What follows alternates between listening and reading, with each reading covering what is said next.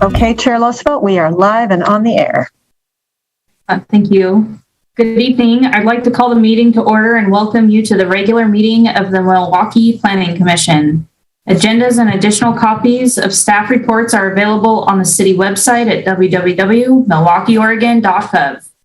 You may locate them by navigating to the community calendar where tonight's meeting page is posted. If you have not received or reviewed the agenda, please do so. It contains important information about our process this evening.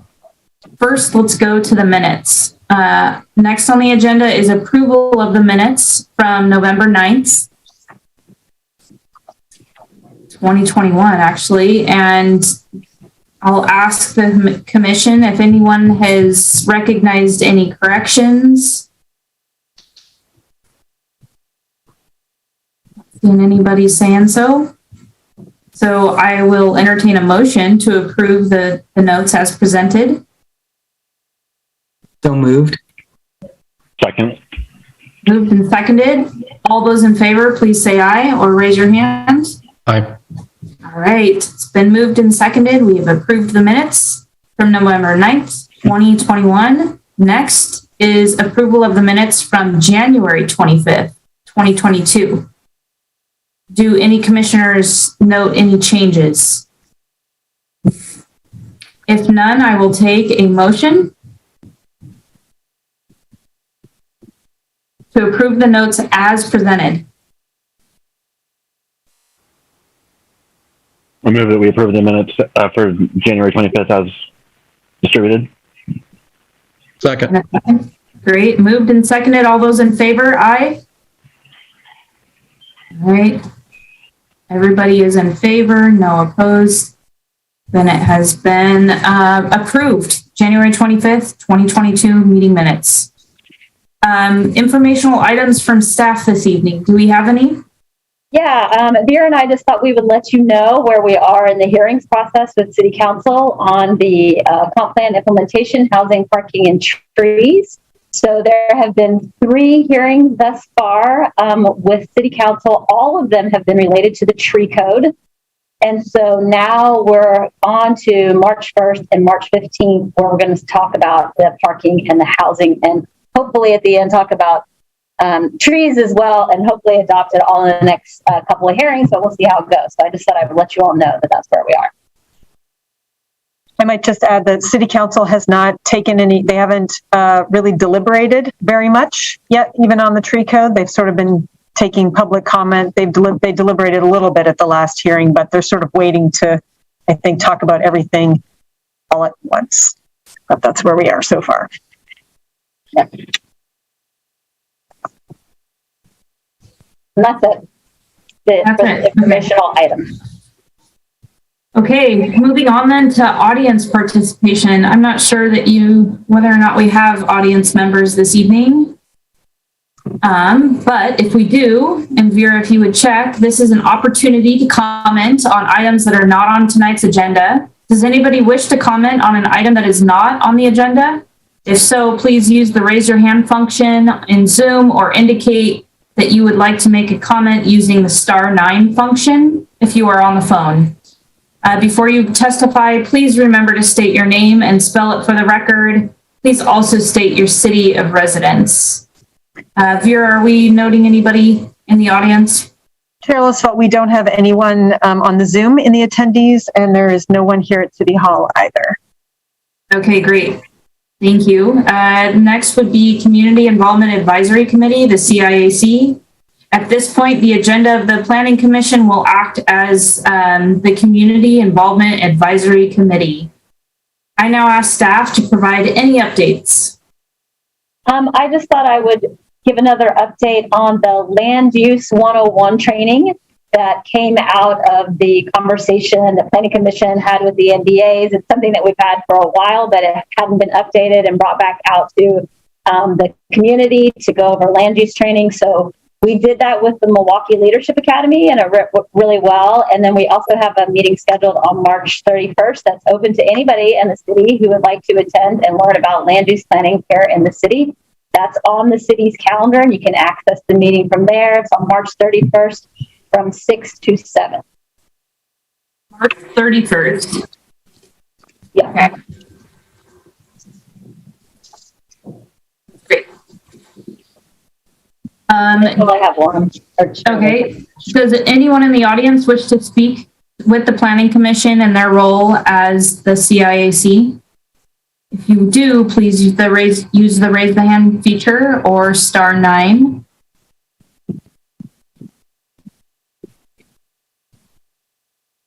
Let me know, Vera, if you're noticing anyone. Yeah, we don't have anyone in the attendees list for the meeting. Okay. No. Great. Great, then we move on to work session items. The work session item is a discussion of code amendments related to Oregon Senate Bill 458. Senior Planner Vera Cullis will present information about the code amendments for discussion. Thank you, Chair Lisfeld, and Commissioners. I just wanted to take a little bit of time to familiarize you with Senate Bill 458 in advance of a public hearing that we'll be having on April 12th. If I may, I'm going to share my screen, brief presentation to get you up to speed on this. Okay. Hoping. Is everyone seeing a PowerPoint presentation? Great. Yes. Thanks, Okay. Vera.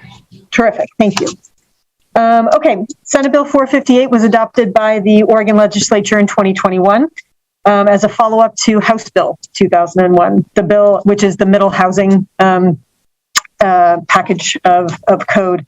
The bill allows lot divisions for middle housing that enable them to be sold or owned individually. Essentially, I'll refer to it, as SB 458, allows for lot divisions for a parent lot solely for ownership opportunities of middle housing units. So it only applies to middle housing land divisions. The point of the bill coming out of the legislature was response to the concern that middle housing wouldn't have options to allow for fee simple ownership other than condominium setups.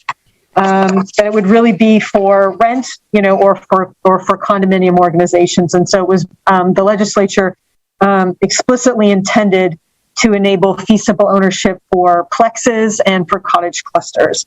The bill itself is very prescriptive in what standards may be applied for approval of one of these land divisions. And specifically, ADUs or accessory dwelling units are not eligible for land division. It's intended to apply to specifically middle housing, all the plexes, and cottage clusters. These are the things that that the Senate bill actually requires. I just wanted to compare with the requirements and then the things that the city or communities may not require as part of the code amendments. It applies to any lot that allows middle housing. The resulting lots, they can only result in one dwelling per lot. Exactly. In fact, it says very explicitly exactly one dwelling per lot. So, for example, you can't divide an 8-unit cottage cluster into 4 individual lots and then a 5th lot with 5 units on it. So each lot in a middle housing land division has to result in one dwelling per lot. The only exception is common areas that can be located in a separate lot or shared tract. So things like the open space, if there was a shared green or something as part of a cottage cluster, for example, or a tract that had parking on it that was shared by all of the lots within the middle housing land division. There need to be separate utilities for each dwelling unit. Obviously, the Senate bill expressly calls out easements as part of the land division for things like pedestrian access or common areas, driveways and parking areas, and utilities that may cross different lots. The proposal for a middle housing land division must meet the requirements of the Oregon Residential Specialty Code or the Oregon Building Code. For example, if an attached duplex is being divided, there has to be firewall construction between the 2 units. So the bill calls out very explicitly that the proposal for a middle housing land division has to show how it meets all aspects of the Oregon Residential Specialty Code. And then there's the timing of one of these land divisions. There is an expedited review timeframe And the way we've proposed it in the code is basically it's a type 2 review with a compressed time frame. And I'll get to that in a second. So this is just a short checklist that just talks about some of the optional requirements with a check mark on the things that we've put in into our code and then the concurrent review that we have not. So for street frontage improvements, 458 specifies that cities can require frontage improvements and right-of-way dedication, for example, for newly created lots, similar to what we do right now for multifamily or single-family lots. So we are continuing to do that. We've proposed that for middle housing anyway. So it's consistent in requiring street frontage improvements for any of these lots. Concurrent, the city can allow for concurrent review of building permits and land division. We are not proposing this in our current system, and what we generally do, the land division comes first, and then we follow with the building permit review after that, and that's how we are proposing that any of these middle housing land divisions would work as well. We are requiring, as we do now, a preliminary plat and then a final plat. So there's a preliminary review of the land division itself, making sure everything is going to meet all of our requirements. And then there's a follow-up final plat, and that's what gets recorded at the county. So we're trying to maintain a consistent process to what we have now. We're just sort of compressing the time frame as required by SB 458. And again, the city is allowed to require the developer to record the final plat for the land division before we issue building permits for the structures, and that's what we're doing now. The final plat is what records the lots themselves, so they exist, and then we would go to building permits. So again, we are proposing that within the code amendment as well. So these are some of the things that the Senate bill does not allow us to require.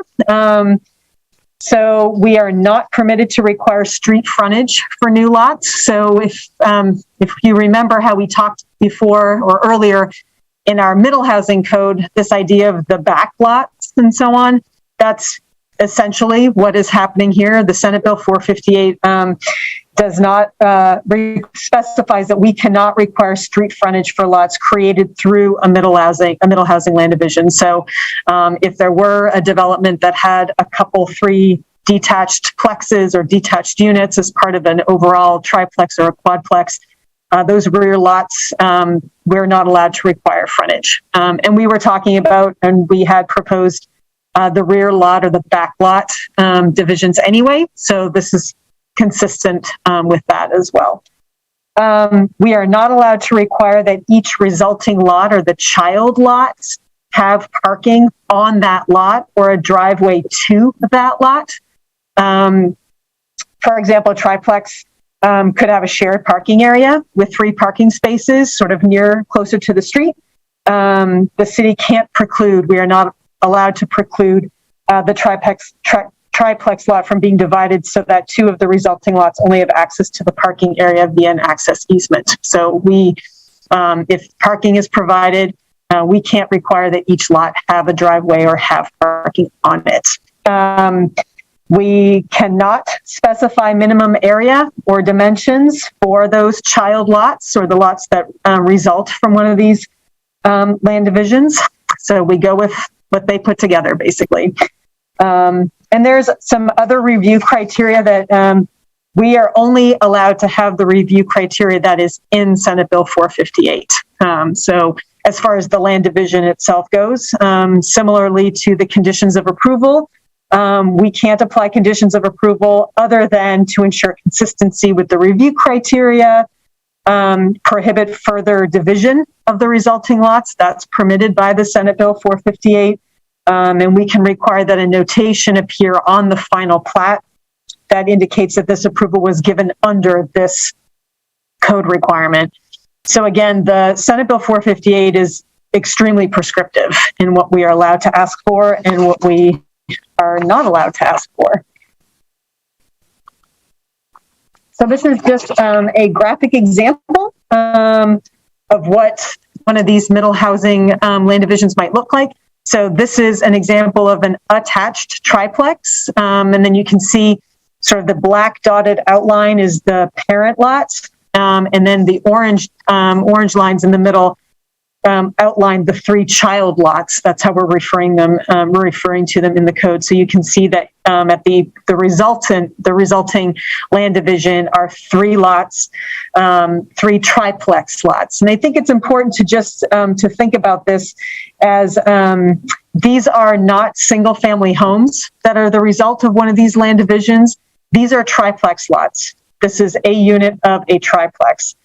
So one of the things that we were talking about internally was kind of how do we just end up with a lot of single family homes everywhere as part of these land divisions? But in fact, this is considered a triplex on separate lots.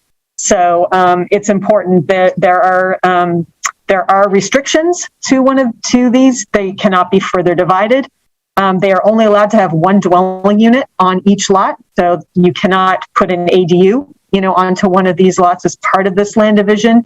So this idea of, have we created a loophole somehow and created some window of opportunity for a lot of single family homes or something that feels like single family homes? There are some restrictions to these, but the benefits and what the legislature was trying to get to was really create home ownership opportunities for these middle housing developments. And so this was like I said, a graphic example of kind of what that might look like from an attached triplex. So in our proposed amendments, it would apply to both detached and attached units. We've made amendments to Title 17 to the land division section of our code, and we've made amendments to Title 19 to the Type 2 review process. And I'm wondering, let me see if I think I had in the staff report that compressed review schedule of what that looks like. So again, it's still a Type 2 review for any of these partitions. So there is public notice, but the overall review time frame is compressed. So normally, there's a 30-day completeness review. This is a 2-week completeness review, and normally we would have 120 days to review one of these land divisions. The entire thing is compressed to 63 days. So it's intended to, again, through the Senate Bill 458, to really get things moving much more quickly. So that's how we've made our code amendments as well. So I, again, wanted to familiarize with you with these code amendments and how this kind of layers in onto the House Bill 2001 code amendments. And you'll be seeing this in April. We're coming to the City Council right after the hearing that we'll have with you folks. And then we'll have the council hearing later on in May so that we can have adoption basically at the same time as the House Bill 2001 amendments. Happy to answer any questions. Yeah, Vera, I see that Co-Chair Edge has his hand raised. Thank you, Chair. Thank you, Vera. So I realize we don't have a lot of room to maneuver with this, and so it just is what it is. But the thing that caught me by surprise right at the beginning was that specific language. So I want to know what you think about it, or what Justin thinks about it if he wants to weigh in.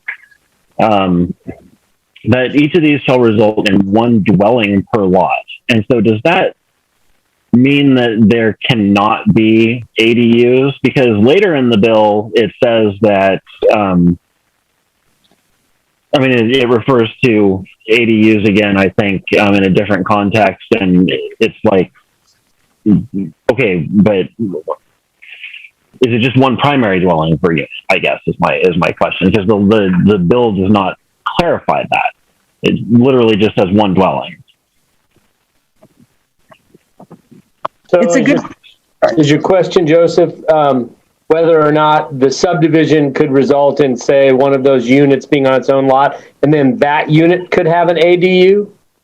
Yeah, so I realize we're not proposing to allow it with the current code, but we're not prohibited from allowing attached or detached plexes from also having an ADU. That is something that theoretically, the House Bill 2001 allows. And so I'm wondering if this prohibits that in a land division context, or in, I guess, the expedited land division context, because they could still go through a not expedited land division with one of these, presumably. I guess is a follow-up question. Well, I'll let Vera take first stab at that. I haven't seen any guidance on that specific issue. And Vera's been interfacing with other jurisdictions about how they're facing this. So I'll let her take the lead on what she's heard. What I can say about the ADUs is that our current code, the way we've proposed the full package of the House Bill 2001 amendments, is that ADUs go with single detached dwellings. So we are not connecting middle housing with ADUs as our code is written right now.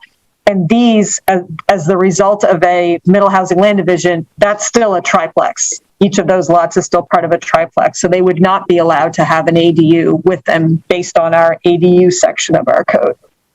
But to your question about being able to choose a different process, to do not a regular land division as opposed to a middle housing land division, we require frontage, for land divisions, and unless it's a backlot development, but our backlot development standards don't match up with what this middle housing land division would be.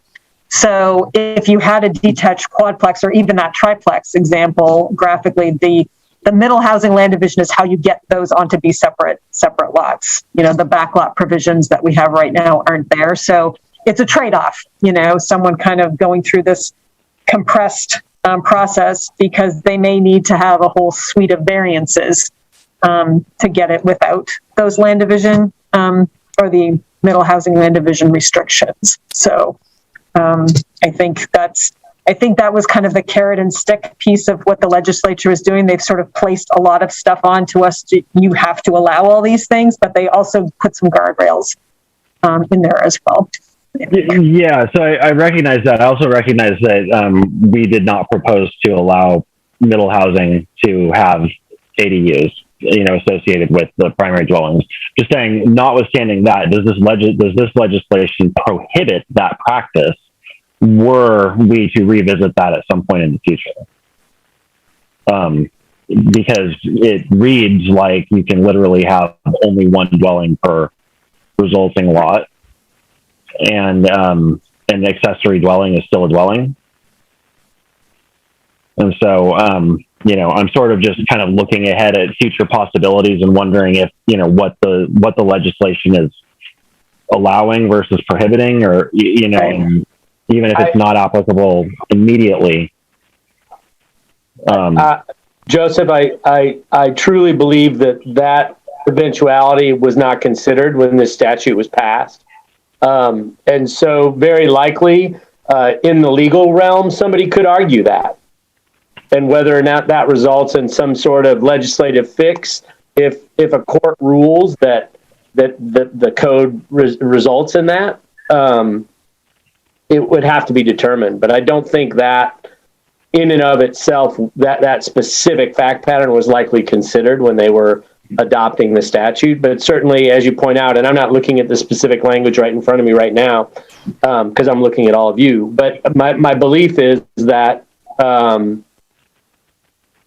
as Vera pointed out, they really were trying to create a square peg, square hole, and a round peg, round hole type situation. And when it doesn't fit, you kind of get into a situation that both processes aren't applicable. They don't really address the right issues.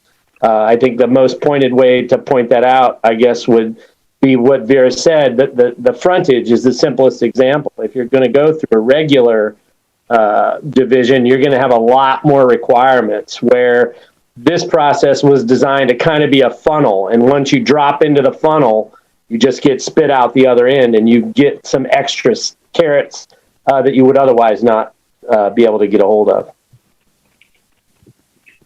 Cool. Well, thank you for that. I appreciate that insight. And then my next question was, since this is a type 2 and it's expedited, are appeals going to the planning commission, and is that going to, be kind of disruptive to the schedule theoretically, or it refers to the concept of a referee or a hearings officer. I don't think the city has used a hearings officer in other cases, and so what do you forecast our approach will be to the appeal scenario? It's a great question, because basically the Senate bill has converted 120 days into 63, and that's intended to include appeals, and appeals of a type 2 decision go to the planning commission. So we will have to, we're going to have to make it work, because that's about the best answer I can give you, because we haven't really talked through about having a new process, for these, or to have a hearings officer and that sort of thing.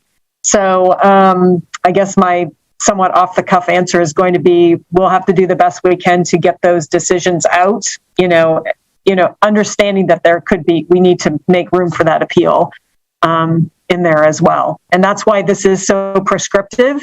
That's why it's so, non-discretionary, that it's really intended to be as cut and dry as possible. That doesn't mean that someone couldn't file an appeal, certainly, but there ought to be much less discretion on our part, and it should be a pretty mathematical exercise in reviewing these permits. But it's going to take a lot on our end, on the city end, including engineering. Engineering's reviewing these at the same time we are, and it's putting everybody on notice that we have less than half the time to do this stuff. So here, I'm noting that Commissioner Massey has his hand up. Thank you, Chairman. This is a very interesting from the prospect of the state wanting to promote ownership. I think it's important because of all the issues around generational wealth and that kind of thing. So I'm interested in what the state is trying to achieve here. My question is really about how this impacts the city and the staff. And the first part of that question is, we saw some state standards. So in developing I'll call it your compression formula or whatever, was there any state standard that existed, or did you reach out to other municipalities to sort of compare what they were doing before you came up with this? And the second point is along the lines of what Commissioner Edge mentioned: does this create any, administrative challenges, staff challenges to do this compressed review? Great questions.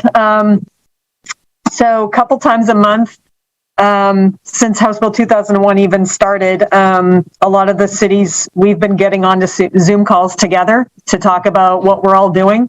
And I can tell you the code that I drafted that you have in your packet has been reviewed by DLCD. And it's an amalgam of 3 different other communities' codes. So we're all borrowing each other's codes, trying to figure out what everybody's saying. The difference between all of the codes is just that our sort of mother code is set up differently. But all of these standards that are coming out of the Senate bill are the same. It's just trying to figure out where to surgically put them into our own respective codes. But as far as the compressed time frame, that's, when it's expedited, that's the type 2 review process. I think there may be some communities that are doing it through a type 1 review process. It's still the same compressed schedule. We are, we're doing it as a type 2 because that keeps us in that clear and objective standards process, but it does still allow for the public review process, because our minor land partition process right now would be a type 2. So we wanted to stay as consistent as we could with our existing processes, but in less time. It does mean, too, that for some of these partitions, they would normally be coming to you as a subdivision, right? If it's 4 or more lots, they would be coming to a full public hearing with the Planning Commission. We don't have that kind of time. That compressed schedule doesn't allow that. So it allowed us to sort of balance the public interest, or to allow for that public notification, but still keep within the time frame. Commissioner Massey, so just to sort of sum up that, yes, we've been all of us are looking at each other's codes, constantly trying to figure out what's everybody else saying, because we're all in the same boat. All of us are doing the same set of code amendments, all for the first time. We're all trying to figure this out together. So everyone's been really great about sharing language and sharing frustrations and how are we solving the problems. So it's been a pretty great team effort. I mean, I'm glad, for the legislature to come out with something brand new like this, at least we're all in the same boat and we're all, sharing our experiences with each other, trying to figure this stuff out. From a staffing standpoint, I think the best way to answer it is, yeah, it's going to be a little challenging trying to do all of this within the time frame, but it's just what we'll have to do. We will have to be as efficient as we can in putting all of this stuff together and reviewing things. So I am confident we'll be able to do it, but it's going to take a cooperative effort, on the back end of this to have us all to review it. But I think we can do it. I'll say that now before anybody's actually submitted an application. Yeah. But yeah. Yeah. We won't say we told you so or anything like that. Please don't. Thank you.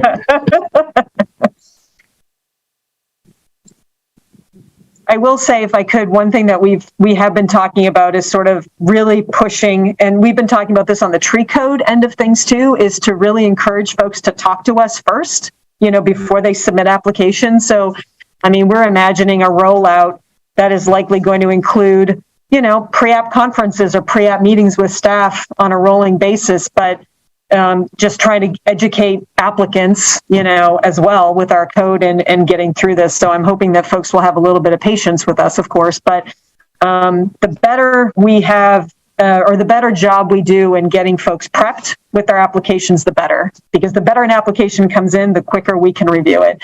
But there'll be some growing pains, but hopefully they won't last too long. Thank you, Vera. Yeah, thank you. Are there any other questions from the Planning Commission?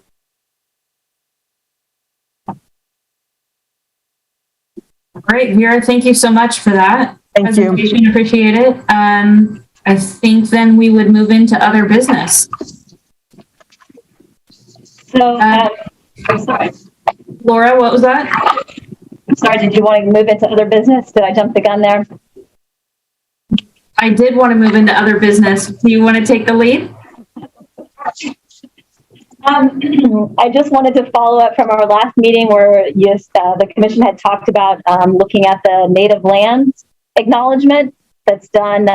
And so we've talked with the city council, and they had worked with the Confederated Tribes of Grand Bahrain to craft the language that they use at the city council. And so what we're doing now is waiting to speak with the Confederated Tribe to hopefully get permission for the Planning Commission to do something to use that same statement, because it took a long time for them to craft it and get it just the way they wanted it. So I just wanted you to know we are working on that. And as soon as I hear back from the city manager's office that we have been given permission or not given permission, I will let you know. Great. And then the other thing is the city council is opting to go back to in-person meetings starting March 1st. So they will all be in council chambers and folks will be able to come and testify. And so we're not under any requirement as the Planning Commission to start that process. You all can opt to continue to be on Zoom, or you can opt to come in, or you can do a hybrid option. So I just wanted to put that out there for discussion and kind of get the read from folks. And I know also that Commissioner Heemer had expressed interest in coming back into City Hall and meeting as a group and wanting the Planning Commission to be in person. I just wanted to share that information with you all tonight since they couldn't be here. And so just wanted to open it up for any conversation. And that way, and Vera and I will be here, or whoever the staff folks are. Laura, I have a question about that. Oh, sorry. Were you finished? I didn't mean to interrupt. I was just going to say we will be able to have folks come in and testify publicly here from now on. So staff will be here and folks can testify. So it's just a matter of who from the commission would like to come in or not come in. It's completely up to you all as to what you want to do. I just have some questions around restrictions or protocol for wearing masks or not wearing masks, whether those individuals need to show their vaccination cards, whether commissioners are showing their vaccination cards. Are audience members required to show any vaccination cards if they come in? If you could just frame up a little bit of what the expectations will be as of that March 1st date.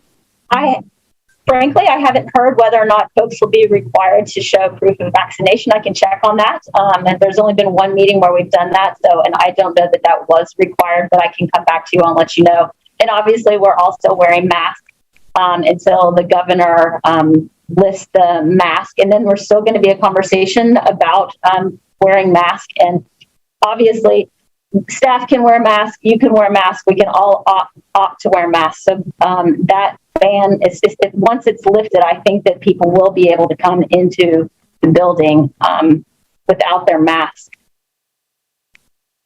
Unless, Justin, you've been in the city council, you were at the city council, unless you've heard something different. I believe that the intent is to follow whatever guidance comes from the state. And so I don't know that chapter and verse, but I believe if there's no mandate for vaccinations at the state level. If the masking goes away, I believe we will follow the protocols that the state lays out or removes, for that matter, I guess. And so I don't believe, and I'm just offering this as a conversation because I don't know what the final decision will be. But I don't believe there will be vaccination checks, and I don't believe that there will be masking requirements. But I do believe that we are going to try, at least at city council meetings, to handle some physical space. So we're going to limit the number of people that can actually come in, so that we're not, we're going to remove a number of chairs. And so I would imagine that would be the same type of setup that we would do for the planning commission if everybody were to come back fully in person. Okay. I'm seeing that Commissioner Sherman and Commissioner Massey have hands raised, so I'll let them ask some questions. Commissioner Sherman, go ahead. Yeah, thanks. I was just going to chime in for other members of the commission. I've been in the city hall twice recently for some presentations, and the technology is pretty good. So I wanted to at least share that in case you haven't had a chance to get into the room. So there's two very large television screens that Laura just glanced up at.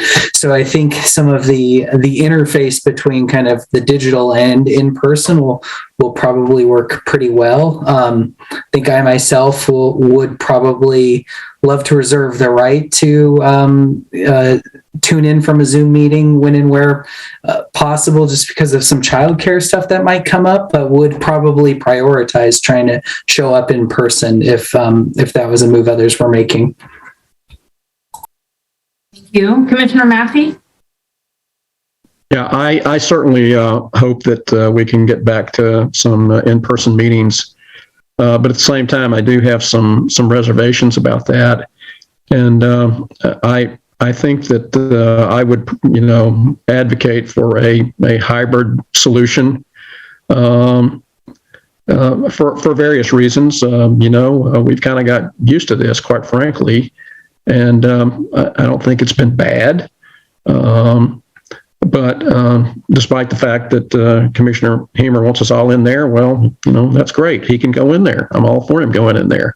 And I would like to join him, but I would also like to have the option to Zoom in when it meets the needs of the commissioners. Thank you, Commissioner Massey.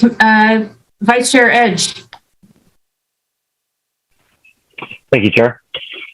I appreciate the discourse on this, and and ultimately it sounds like we're pretty supportive of a hybrid meeting setup, which is great. I can say for myself, I'm not interested in meeting in person until I am reasonably assured that I'm not putting my family at risk by doing so.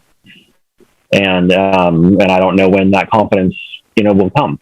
And so, being able to continue as we have been, where, there's certainly some people in City Hall and, with the ability to handle, some of the commission there and some audience members there. I think that's great for people that are comfortable doing that. I'm not there yet. I don't know when I will be. And even when I am, I think that keeping a virtual option on the table is really, really helpful.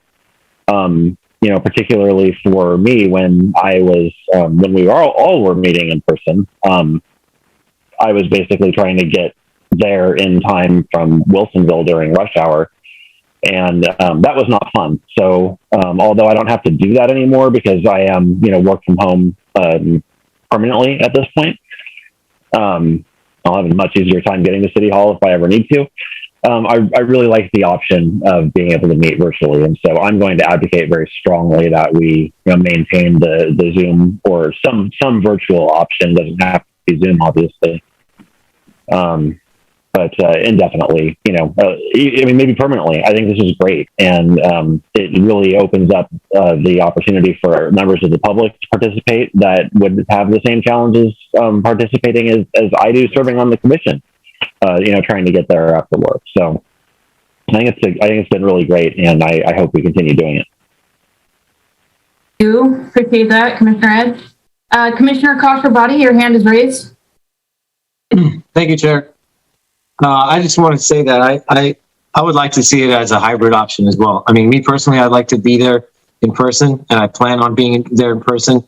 But I think for others, I think it's a consideration for others who may want to keep it via Zoom. And I think also for future reference, I mean, it might be easier for other people to get involved with the Planning Commission when they know that they have an option to do this on Zoom and not having to make it to City Hall at a certain time, as Commissioner Edge was saying before. So I think it just opens the door up for other people to potentially apply and be more participating in the Planning Commission meetings or even join the Planning Commission. So I'm for that hybrid option. Thank you, Commissioner. Commissioner Ernst, do you have anything that you'd like to add? Just echoing what everybody said, I think the hybrid option should be permanently in place, and I hope that it is for all of the good reasons that have been stated. For me personally, I'm fine with going back in person, but I don't want to go back when we're still required or should be wearing masks. So I think when they lift the mask mandate, I'd personally just feel more comfortable because I can't imagine not like drinking a coffee or a tea or something for 5 hours or just, I don't know. I just would feel more comfortable when things are a little bit back to where we're not wearing masks the whole time. And so that's where I am. Yeah, I would, I guess to put in my 2 cents, I look forward to going back, but I also see a real value, not only just personally, but for the benefit of the Planning Commission and the city really to keep the hybrid option available permanently for anyone who wants to be a part of the Planning Commission or volunteer on any other board or committee for that matter. So, I would love to come back. I share Commissioner Ernst, what you had just mentioned. When the mask mandate is lifted, I would be happy to come back in the room when I'm able to. I also travel for these planning meetings. Typically, if I'm coming from downtown Portland, it's a rush to get there on time. So I do really enjoy the flexibility of just quickly jumping in. So I will say that I look forward to coming back when the mask mandate is dropped, and will join anyone who's also comfortable doing that. And then also appreciate the flexibility that when it's available, I can just jump on Zoom rather than being in the room with you all. So that's kind of my 2 cents. Well, thank you, everybody. I really appreciate the conversation. And I think what we'll do is we will start offering the hybrid option on March 8th, just because we know that there's some folks like Commissioner Hemer would like to be here. And so anybody else who wants to be here can. So I think maybe what we'll do is when we send out the attendance inquiry, that you can let us know if your intention is to be here in person. so that way we can just be sure to get the spacing right and get it set up appropriately in here. And it's completely optional. And if you change your mind at the last minute and something comes up and you need that flexibility and you said that you were going to be here, but you're not, that's fine too. Just let us know so that we can make it smooth and easy and comfortable for the folks that are here. Commissioner Sherman, your hand is raised. I was just going to chime in that if the members of the commission wanted to voluntarily share their vaccination status with each other via email, I personally feel comfortable doing that. So I might volunteer some of that information with you all. Appreciate that. Okay, then I'm going to keep going down the agenda here. Do planning commissioners have any other items for discussion?